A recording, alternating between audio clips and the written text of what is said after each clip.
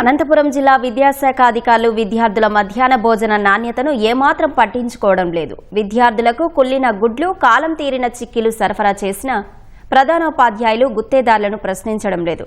రోజుల తరబడి గుడ్లు సరఫరా చేయకపోయినా పై అధికారులకు సమాచారం ఇవ్వని దయనీయ పరిస్థితి నెలకొందని త్రిసభ్య కమిటీ నిర్ధారించింది. జిల్లాలోని 9 మండలాల్లో ఉన్నత పాఠశాలను తనిఖీ చేసిన త్రిసభ్య కమిటీ అధికారులు కుళ్ళిన గుడ్లు, కాలం చీరిన చిక్కీలు సరఫరా చేస్తున్నారని తేల్చారు. గత పాలనలోని గుత్తేదారులు నేటికి వైసీపీ కబంధ హస్తాలో ఉండటం వల్లే పరిస్థితి అస్తవ్యస్తంగా మారిందంటున్న పశ్చిమ రాయలసీమ ఎమ్మెల్సీ భూమిరెడ్డి రాంగోపాల్ రెడ్డితో ఈటీవీ ముఖాముఖి.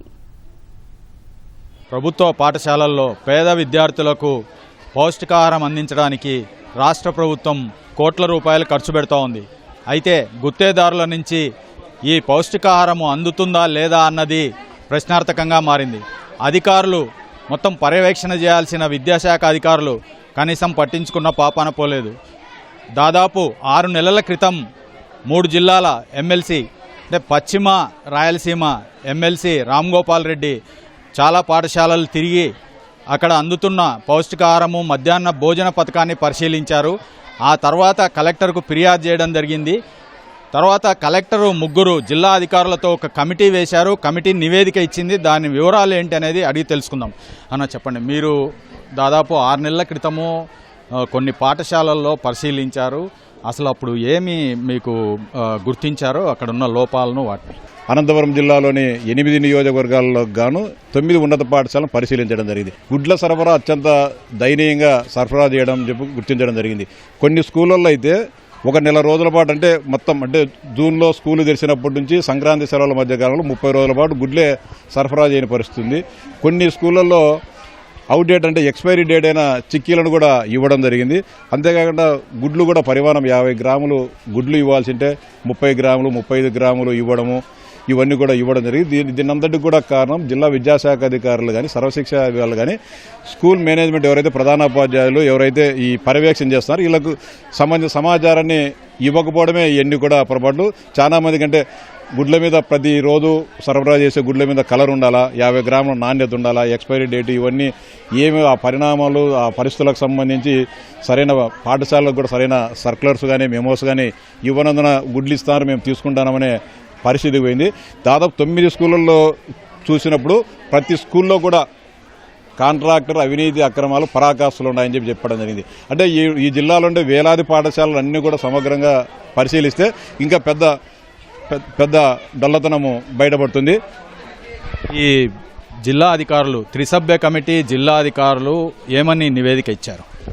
వాళ్ళు ఇచ్చిన 9 పాఠశాలకు సంబంధించి కుళ్ళిపోయిన గుడ్లను సరఫరా చేశారని చెప్పి, పరిమాణం లేని గుడ్లను సరఫరా చేసినారు, అవుట్డేటెడ్ చిక్కీని సరఫరా చేశారు, కొన్ని రోజుల పాటు స్పెల్ దినాల పాటు గుడ్లు ఇవ్వకోకుండా పిల్లలను ఆకలి బాధలు గురి చేశారని చెప్పి నివేదిక ఉంది. అదేవిధంగా సంబంధిత కాంట్రాక్టర్ మీద చర్యలు తీసుకోమని పెనాల్టీ వేయమని చెప్పి కూడా పెనాల్టీ వేయలేదు. అంటే అధికారుల దృష్టికి విషయం తెలిసినా కూడా కాంట్రాక్టర్ పైన ఉదాసీన వైఖరిగా ఉన్నారు. అతని మీద పెనాల్టీ వేయమని చెప్పి కూడా వీళ్ళు సిఫార్సు చేయడం జరిగింది. మార్చి 16వ తేదీన నివేదిక ఇస్తే ఈ రోజు కూడా ఏజెన్సీ పైన ఇవ్వకపోగా కొంతమంది అధికారులు వాళ్ళ కాంట్రాక్టర్ కలిసి మళ్ళీ ఈ ఏడాది కూడా ఇవన్నీ కప్పిపుచ్చి మొత్తం ఈ నేరాలు చేసిన అవినీతి అక్రమాలను తప్పించి మళ్ళీ అదే కాంట్రాక్టరే ఈ జిల్లాలో ఏజెన్సీ ఇవ్వడం జరిగింది.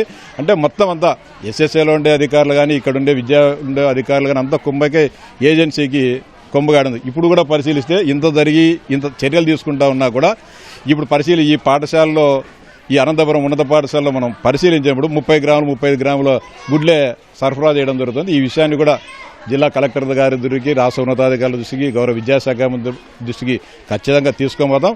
వీళ్ళు చేసే అవినీతి అక్రమాలకు ఖచ్చితంగా అడ్డుకట్ట వేస్తాం. మార్చిలో త్రిసభ్య అధికారుల కమిటీ నివేదిక ఇస్తే మరి కలెక్టర్ స్థాయిలో కూడా ఎందుకు నిర్ణయాలు తీసుకోలేదు? దీని మీద చర్యలు ఎందుకు చేపట్టలేదు? కలెక్టర్ గారు ఏదైతే త్రిసభ్య కమిటీ నివేదిక ఇచ్చినారో దీని మీద డిఈఓ గారికి ఇచ్చేసి ఈ పెనాల్టీలు ఇంపోజ్ చేయమని చెప్పింది. సంబంధిత కాంట్రాక్టర్ మీద చర్యలకు సిఫార్సు చేయమని చెప్పి ఇవ్వడం జరిగింది. కానీ అనంతపురం జిల్లా విద్యాశాఖ అధికారులు మాత్రం ఈ నివేదికను పక్కన పెట్టంటే కాంట్రాక్టర్తో కుమ్మక్కైపోయి ఈ నివేదికను పక్కన పెట్టడంతో ఇదే విధమైన మళ్ళా అంటే స్కూలు తెరిచి వారం రోజులుగానే మళ్ళీ అదే తంతు ప్రారంభించాడు కాంట్రాక్టరు. ఈ ఈ అవినీతి కాంట్రాక్టర్లకు మాత్రం భరతం కఠిన చర్యలు తీసుకునే విధంగా అన్ని ప్రయత్నాలు చేస్తాం. ఇక్కడ అంటే అనంతపురం జిల్లా విద్యాశాఖాధికారుల నిర్లక్ష్యము, గుత్తేదారుల పట్ల ఉదాసీనతపై ఏమన్నా మంత్రి లోకేష్ దృష్టికి తీసుకెళ్తారా? ఆల్రెడీగా ఈ జరిగిన తప్పిదము జరిగిన విషయం అన్నీ కూడా మార్చిలో నివేదికలు ఇస్తే అధికారులు కాంట్రాక్టర్కు ఒత్తాసు పలుకుతూ నివేదికలను తొక్కిపెట్టారని చెప్పి గత 5 రోజుల క్రితం నేను లోకేష్ బాబు గారికి ఇవ్వడం జరిగింది, లేక ఫిర్యాదు కూడా చేయడం జరిగింది.